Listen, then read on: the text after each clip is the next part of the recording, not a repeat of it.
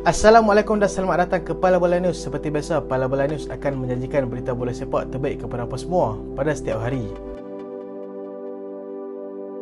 Berikut merupakan keputusan perlawanan bola sepak yang berlangsung semalam dan awal pagi tadi. Di Liga Perdana Inggeris, Spurs berjaya menang tipis 1-0 ke atas tuan rumah Fulham awal pagi tadi. Di Serie A, Inter tewas mengejut 1-0 kepada Empoli. Aksi La Liga, Valencia terus bergelut untuk mencapai kemenangan selepas hanya mampu seri 2-2 dengan Almeria.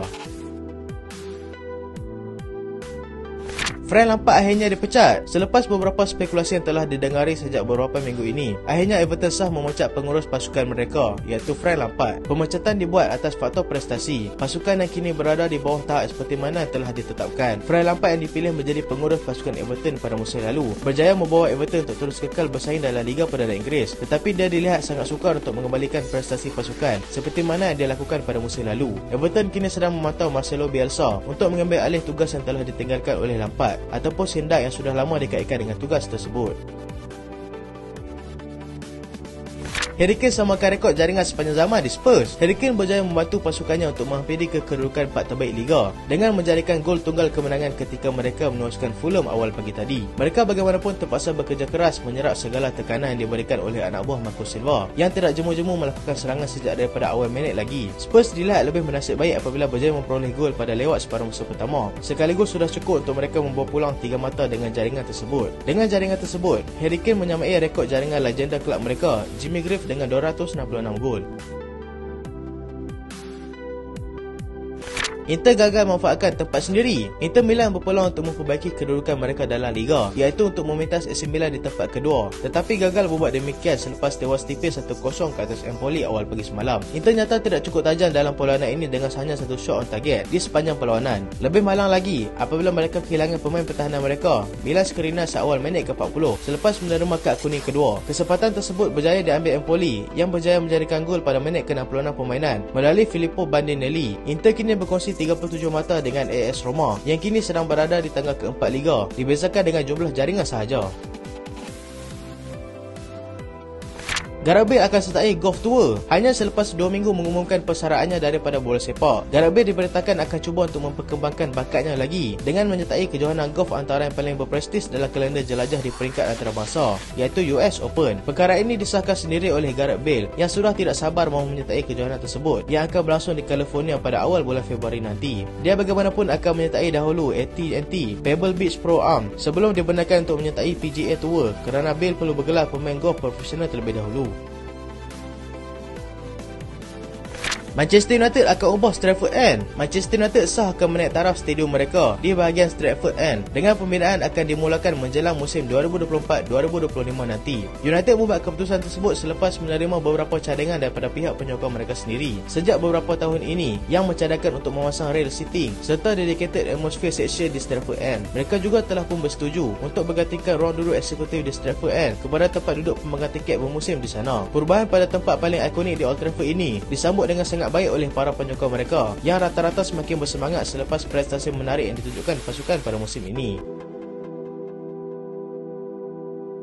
Tiada masalah dengan Thomas Muller, kata Julian Nagelsmann. Pelbagai spekulasi timbul selepas Thomas Muller dikeluarkan semasa mereka menentang RB Leipzig yang kesudahan seri 1-1 tempoh hari. Ramai pihak mengandaikan yang masa depan Muller di Bayern sudah pun sampai di penghujungnya berdasarkan rekod pemain itu sendiri yang pada musim ini sering dibelenggu dengan masalah kecederaan dan hanya membuat 9 penampilan Liga setakat ini. Perkara ini telah dinafikan sendiri oleh pengurus pasukan Julian Nagelsmann dengan menyifatkan ianya hanya berlaku atas faktor strategi pasukan, tiada kaitan langsung dengan masalah prestasi ataupun sebaliknya. Tiada tekanan untuk saya, kata Antonio Conte. Antonio Conte berkata, dia sangat selesa berada di tempatnya di mana tiada tekanan diberikan kepadanya dan jika kelab tidak gembira dengan situasinya sekarang ini, sudah pasti perubahan akan dilakukan. Perkara tersebut sengaja ditimbulkan selepas beberapa perlawanan sebelum ini menunjukkan pasukan Spurs tidak berada pada tahap yang sebenar. Conte tampil sendiri untuk menafikan segala kabar angin berkaitan dengan dirinya dengan kelab yang dikatakan tidak berapa baik. Dia juga menambah yang dia tidak ada sebarang masalah bersama pasukan Spurs dan gembira di sana dan fokusnya sekarang adalah untuk memberikan kejayaan untuk mereka sepasukan. Giroud mahu terus bermain. Olivier Giroud memberitahu kepada media yang dia masih belum merancang untuk bersara lagi dalam masa terdekat ini, tidak kira di peringkat antarabangsa ataupun di peringkat kelab. Dia yang kini menjadi penjaring terbanyak sepanjang zaman untuk pasukan Perancis masih mempunyai kodrat untuk bermain di peringkat tertinggi dan akan terus melakukannya. Dia juga menghormati keputusan Lloris yang bersara di peringkat antarabangsa dan menganggap ianya normal kerana apa-apa juga akan berlaku tidak terkecuali kepadanya. Dia ditanya lagi, sekiranya Milan sudah tidak mahu memberikannya kontrak baru, di manakah dia akan pergi? Jawabnya adalah MLS. Manchester City sah dapatkan pemain muda Argentina. Juara bertahan Liga Perdana Inggeris, pasukan Manchester City sah membawa masuk pemain muda Argentina yang berusia 20 tahun, Maxime Perron daripada Vélez Sarsfield. Pemain itu dilaporkan dia bawa masuk dengan nilai 8 juta pound dan kontrak sehingga Jun 2028. City bertindak lebih berhati-hati dalam jendela perpindahan kali ini kerana mereka hanya mahukan pemain betul-betul berkualiti sahaja. Perron akan menyertai pasukan City sebab saja tugasan di peringkat antarabangsa kejohanan U20 Amerika Selatan di Colombia berakhir. Chelsea sedang perbaiki tawaran mereka. Usaha Chelsea untuk membawa masuk pemain Benfica, Enzo Fernandez, masih belum berakhir selepas mereka dilaporkan sudah pun bersedia untuk memperbaiki tawaran yang diberikan sebelum ini kepada Benfica. Chelsea sedang memberikan tekanan kepada pasukan Benfica untuk membenarkan mereka mendapatkan Fernandez mengikut kepada harga mereka sendiri, sedangkan harga tersebut terlalu berbeza dengan harga yang telah Benfica tetapkan. Perbincangan yang telah diadakan sebelum ini akan berlangsung semula sebelum jendela perpindahan tamat pada hujung bulan nanti.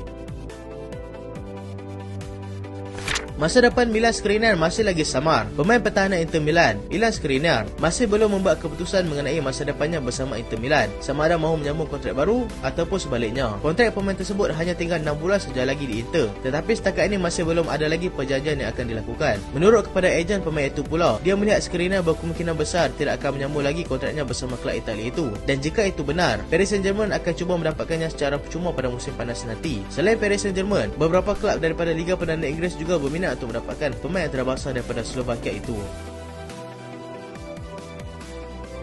Newcastle pertimbangkan untuk dapatkan pemain Everton. Newcastle United dilaporkan sedang mempertimbangkan untuk membawa masuk pemain Everton, Anthony Gordon, sambil perlu bersaing dengan Chelsea yang juga berminat untuk mendapatkannya. Pemilihan Gordon ini dibuat oleh Eddie Howe, mahukan seorang pemain yang sudah mempunyai pengalaman bermain di EPL bagi menguatkan lagi depth pasukan mereka. Chelsea telah cuba untuk mendapatkannya pada musim panas lagi dan akan mencuba lagi sekali ini pada saat-saat akhir sebelum jendela perpindahan ditutup.